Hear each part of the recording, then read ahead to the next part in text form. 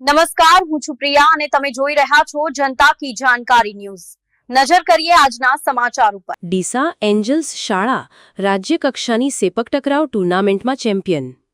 મહેસાણા વસે ખાતે યોજાયેલી રાજ્ય કક્ષાની સેપક ટકરાવ એસોસિએશન ટુર્નામેન્ટમાં બનાસકાંઠા જિલ્લાનું પ્રતિનિધિત્વ કરી રહેલી ડીસા એન્જલ્સ શાળાની જુનિયર વિભાગની ટીમે ઉત્કૃષ્ટ પ્રદર્શન કરી ચેમ્પિયનનો ખિતાબ જીતી લીધો છે।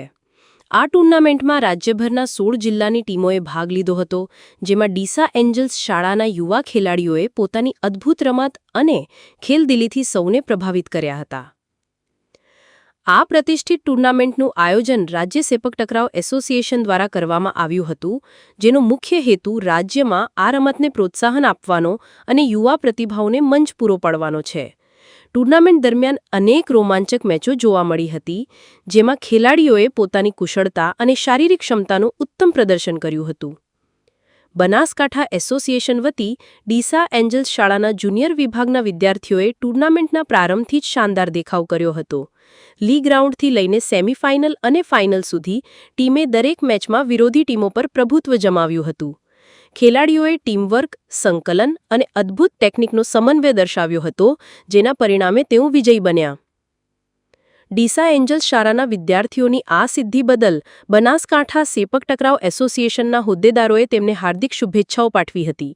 એસોસિએશનના પ્રમુખશ્રીએ જણાવ્યું હતું કે ડીસા એન્જલ્સ શાળાના વિદ્યાર્થીઓની આ જીત ખરેખર પ્રેરણાદાયક છે। તેમણે માત્ર શાળાનું જ નહીં, પરંતુ સમગ્ર બનાસકાંઠા જિલ્લાનું ગૌરવ વધાર્યું છે। તેમની મહેનત, લગન અને ખેલદિલી ખરેખર પ્રશંસનીય છે।